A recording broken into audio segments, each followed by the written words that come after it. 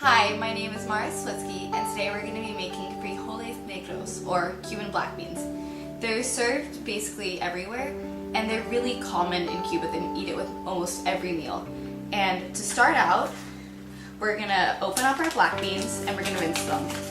So I'm using dry black beans. 0.09 kilograms. We're just going to rinse them. And some other words for black beans are, we use frijoles in Bolivia, Chile, Peru, Ecuador, Mexico, Guatemala, El Salvador, Honduras, Nicaragua, Costa Rica, Cuba, and Peru. But in Puerto Rico and the Dominican Republic, they use haba-ichia. So, there we go.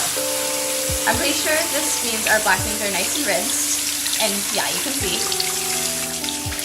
Okay. So next what we are going to do is we're going to put them in our pot and cover them with water. Beans expand 3 to 4 times the amount because of the water added. And so we're just gonna... They absorb water. They absorb the water that they are sitting in. So there we go.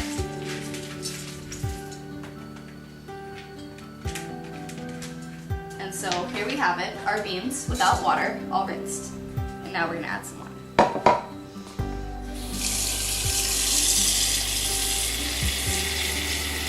The beans will grow and overnight, so we're just gonna let them sit overnight.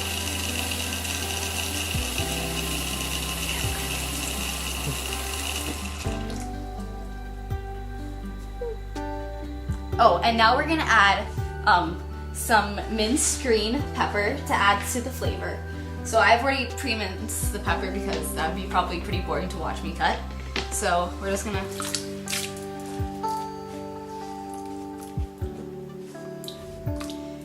And there you go. Now you just gotta let it sit overnight. Okay, so our beans have been sitting overnight in water. And it probably doesn't look like too much because the water is still in it. But as you can see, we took out a few beans, and these here are the dry beans that have not had any water added to it. But these here are the beans that the water has been added to. And the bean grows a lot because it has starch in it, which is a complex polyatomic molecule has chains of glucose. And the reason it grows so much is because when the bean is a little seed, the starch loses its water. And that's the reason it has such a large shelf life, because it doesn't have water in it. And so when we add the beans into the water, the beans get to grow, and because it absorbs the water, the starch absorbs the water. Okay, so now we're going to drain the beans, and so here we go. Heads up, this is going to be really heavy, so I don't know how this is going to go. Okay.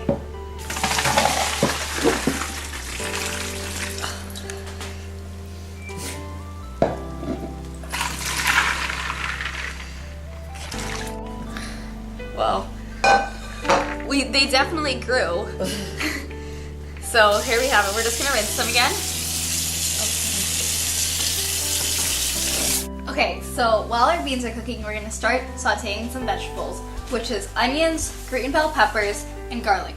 And we're gonna use oil instead of water because water has a boiling point of 100 degrees Celsius, while oil has a boiling point of 300 degrees Celsius, which is a lot higher. And so when we use oil, it breaks down the cell walls and it just really brings out the flavor. And onion becomes a lot sweeter instead of just being that sharp flavor because the volatiles are broken down. So now we're gonna take out a cup of beans, and the beans have been cooking by convection. So here we go. You can see all and that's about a cup. No. So there's a cup of beans, and we're just gonna put it in here. And see, all nice and cookie. And then we're gonna mash them. So our beans have changed since they've been heated, and they're a lot softer. If I was to take a non-heated bean, I couldn't do this. And because of the molecules in the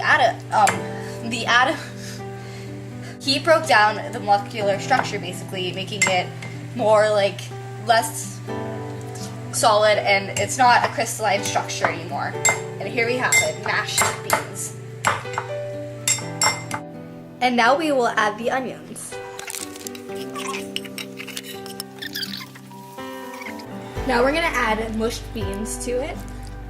And this is 1 cup of mushed beans, or 450 grams about.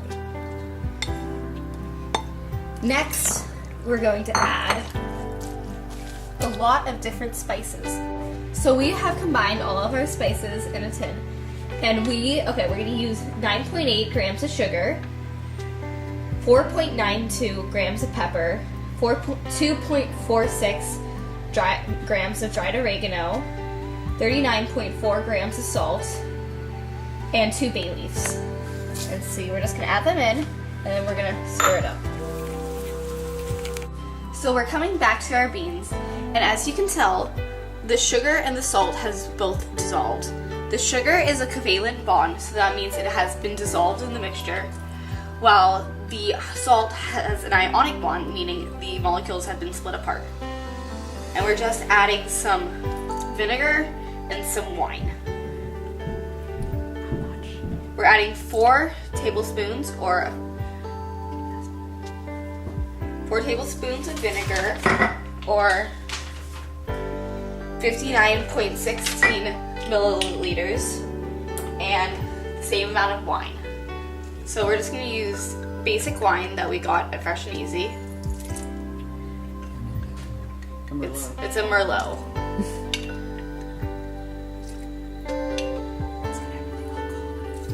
And the alcohol is going to evaporate.